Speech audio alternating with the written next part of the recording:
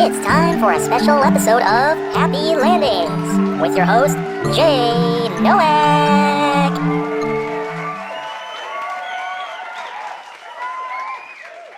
Thank you. Thank you very much. So, Monk Tripper here is still going to do pretty well with Happy Landings. I just wonder, though, how are the others going to handle it all? Boomer Bar, Pixel Mumber? I kind of wonder how they're going to handle it all, being that they haven't been around since sometime after the very beginning. But you know what? I don't know if it'd be right to bring him back after that fight that they had, even though it was at least a month ago. I'm just not really sure about it. But anyways, I'm coming back here on Happy Landings to talk about another pretty random topic that I got in the top of my head because recently I've been obsessed with scented candles. And the bare reason for that is because of the fact that I've been overwhelmed with all these other natural scents that take over and just obliterate my olfactory receptors. And I could tell you right now that even though my sinuses, I'm feeling pretty good there because some of these scents happen to clear away the sinuses. Like every time I have a plate full of hot wings, I can be sure to have a nice whiff of it so that way I can guarantee my sinuses are going to be cleared out from it.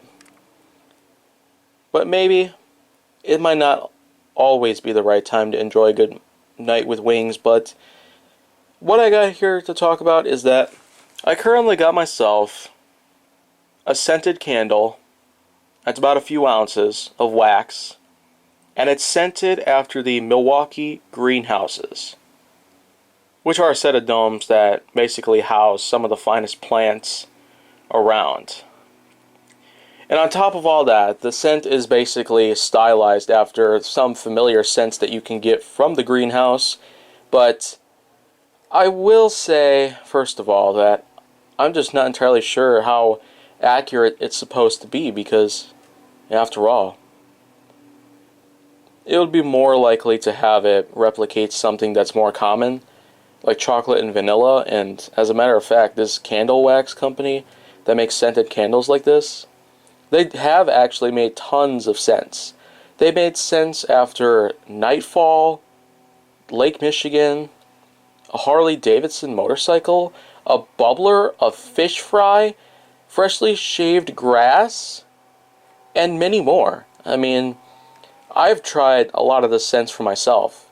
The greenhouses was the one that pretty much settled on me the most, so that's why I went ahead and bought it for myself. In a way, I will say that it does in fact smell amazing, as well as many of the others there.